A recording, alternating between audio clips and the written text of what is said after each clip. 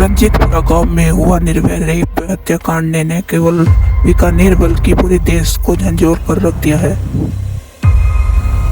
बीकानेर में 13 साल की छात्र 8वीं की परीक्षा देने जा रही थी। उस स्कूल के बच्चे ने कभी नहीं सोचा होगा कि उसके साथ कभी ऐसा हो सकता है। जिस रास्ते से हमेशा वह जाती थी उस रास्ते पर एक जानवर मरा हुआ था, जिसकी बॉडी को कुत्तों मरकर खा रहे थे। कुत्तों के डर से बच्ची ने दूसरा रास्ता बदला। बच्ची को नहीं पता था जिन कुत्तों से वो बचकर जा रही है उससे बड़ा कुत्ता उसे मिलेगा जो उसे नोच कर खा जाएगा। जिस रास्ते से वह बच्ची गुजर रही थी वह रंजीतपुरा गांव की थी। रंजीतपुरा गांव का एक युवक श्याम सुंदर बच्ची का पीछा करने लगा। पीछा कर उसे सुनसान जगह ले गया। वहां उसने उस बच्ची के साथ दुष्कर्म किया। उसी की चुन्नी से उसका गला दबाया और उसके मुंह में रेत भर दिया। आरोपी श्याम सुंदर बच्ची की बेरहमी से हत्या कर अपने घर चला गया, जैसे कि इसने कुछ किया ही नहीं हो। जब पुलिस को बच्ची का शव अर्धनग्न अवस्था में मिला तो आरोपी श्याम सुंदर पुलिस और परिजनों को गुमराह करने के लिए गांव वालों व परिजनों के साथ मिलकर इंसाफ की भूख मांगी और धरने पर बैठा। आरोपी को नहीं पता होगा कि कानून के घर में देर है अंधेर नहीं। आखिरकार आरोपी अपनी इस गलती के कारण पुलिस की पकड़ में आ ही गया। पुलिस ने सीसीटीवी फुटेज में देखा आरोपी को उस रास्ते से गुजरते हुए देखा गया जहां क्राइम हुआ था। वहां से पुलिस को एक तावीज भी मिला था जो कि आरोपी श्याम सुंदर दास का था। तावीज पर शक होने पर पुलिस टीम उसके घर गई। आरोपी ने पुलिस को गुमराह करने के लिए दूसरा तावीज खरीद लिया। पुलिस ने उसे अपने साथ चलने को कहा तो वह साथ चल दिया। जब पुलिस ने आरोपी से पूछताछ की तो वह बयान बदल रहा था। जब पुलिस को पूछताछ के वक्त उसके बयानों से झूठ की बू आई तो पुलिस फिर उसके साथ सख्ती से पेश आती है। फिर आरोपी अपने गुनाह कबूल करता है और सारा वारदात खोलकर रख देता है। के आए थे और उसके साथ कहीं ना कहीं उसके साथ दुष्कर्म किया और फिर उसकी हत्या कर दी गई है। सूत्रों आरोपी ने कबूला की उसने ही उसकी हत्या की और रेप किया। आरोपी ने बताया कि उसका गला उसकी चुन्नी से दबाया और उसके मुंह में रेत भर दिया। उसकी बेरहमी से हत्या कर दी। हमारी सीसीटीवी वाली टीम है या जो हमारी साइबर वाली टीम है, सब लोग बहुत अच्छे से मेहनत करके और इसमें अलग अलग क्लू अलग अलग एंगल से ढूंढने की कोशिश कर रहे थे। वहीं दूसरी ओर पुलिस को नाबालिग छात्र के साथ दुष्कर्म और हत्या के आरोप में उसे गिरफ्तार कर लिया गया है। छात्रा के परिवार वाले और जनता आरोपी के लिए फांसी की मांग कर रहे हैं। आरोपी चाहे कितना भी शातिर क्यों न हो पुलिस की पकड़ में आ ही जाता है।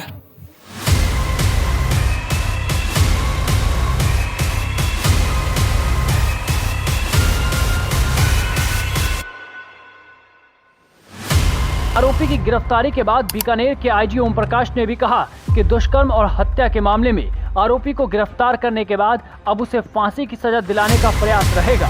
उन्होंने कहा कि इस मामले के लिए स्पेशल टीम गठित करके जांच कार्रवाई की जा रही है और जल्द से जल्द चालान पेश करके इतनी मजबूती से अदालत में पक्ष रखेंगे ताकि पॉक्सो और महिला उत्पीड़न के आरोपों में उसे फांसी मिल सके। इसके अलावा पीड़ित की मां एक दिव्यांग है। उनकी फूल सी बच्ची का खोने का दर्द शायद ही कोई जान सकता है। बेटी पढ़ाओ बेटी बचाओ ये नारा तो आजकल सब लगा रहे हैं, पर इन नारा लगाने वालों में कौन भेड़िया छिपा बैठा है ये अंदाजा कोई नहीं लगा सकता।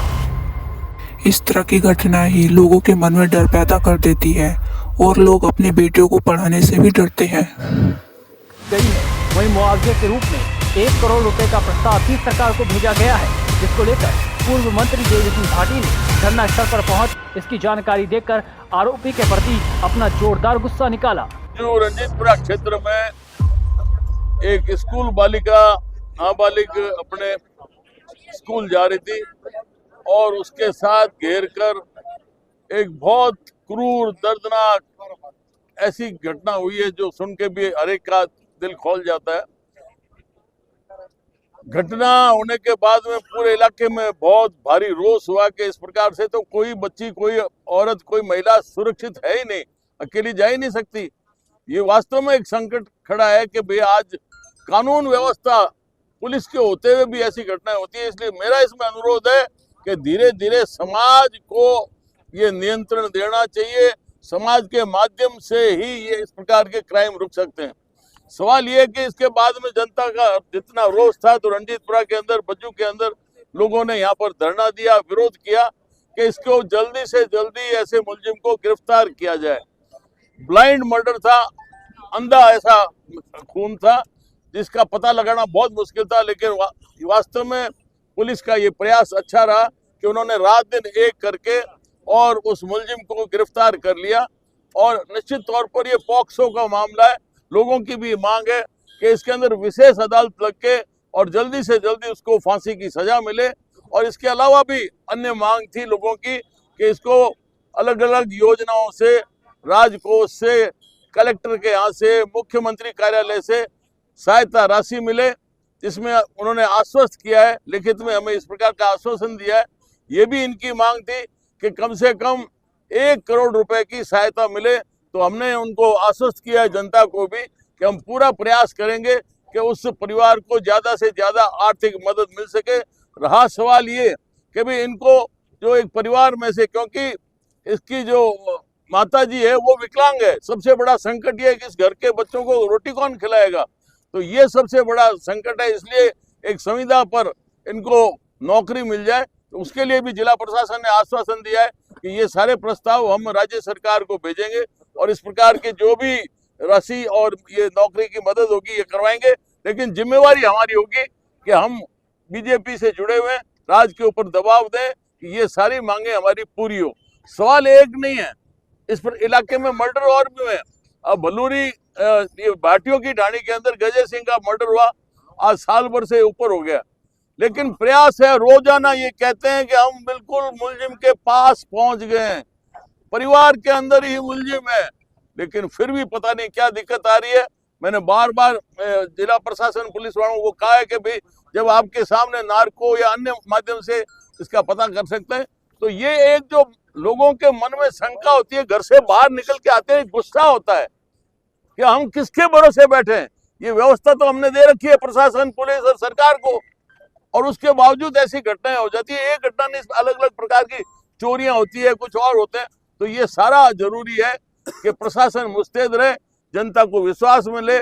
और हमें आज इस बात की भी है कि हमने लोगों को कहा कि भाई राज की तो एक प्रक्रिया ऐसी है, जो फर्नीचर जो बनिया होता है ना, जिसके यहाँ दुकान से कोई माल नहीं बिकता, उस प्रकार की है कि आज जिसका घर स्वाहा हो गया, अग्नि से उसकी पूरी की पूरी ढाणी जल गई, उसके गाय पशु मर गए, लेकिन उसको मदद नहीं मिलती।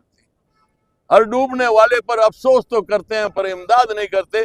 6-6 महीने, साल पर उसके सिर्फ एक शरीर के ऊपर कपड़ा पहना हुआ होता है, ना उसके ऊपर छाया है, ना उसके पास अनाज है। ये क्या मजाक बना रखी है। कहते हैं हम प्रजातंत्र, समाजवाद, फलाना, क्या क्या ये फालतू की बातें करते हो। इस प्रकार की अलग कोई भी ऐसी घटना हो जाए, तो ऐसी अग्नि के अलावा भी ऐसी कोई अचानक आपदा आ जाए तो तुरंत मदद करनी चाहिए। एक पटवारी आपका एहलकार है, उसके ऊपर भरोसा करो, गड़बड़ करे तो उसके खिलाफ कार्रवाई करो। लेकिन वो जो खुला छत के नीचे बैठा है, ये इतना बड़ा इस व्यवस्था के ऊपर सटायर है कि रोने की बात है। मुद्दा कई बार उठ चुका, लेकिन सोचने वाले नहीं। सर बामा साहब ने भी बड़ी मदद की है। हमने एक आह्वान किया तो 60 लाख से ऊपर, अपनी हैसियत से ज्यादा गरीब ने, मध्यम वर्ग ने, जो भी काश्तकार है, हर एक ने, व्यापारी ने, सब ने मदद की है। उसका पूरी इलाके की तरफ से बहुत बहुत आभार, बहुत बहुत धन्यवाद। 60 लाख से ऊपर अभी तक मदद हो चुकी है और भी लोग इसके लिए तैयार हैं। उनको नमन करते हैं, बार बार नमन करते हैं। सर, विधायकों से भी कुछ देने का आह्वान किया? हाँ, विधायकों से भी वो अपने हिसाब से जो राशि है, चाहे भवन है, चाहे और प्रकार की मदद हो सकती है, और दूसरे भी ये इसलिए खुलासा की कोई बात नहीं, पूरी मदद होगी। ये कोई नहीं कह सकेगा, अंगुली नहीं उठा सकेगा कि इस परिवार की मदद नहीं हुई समय पर।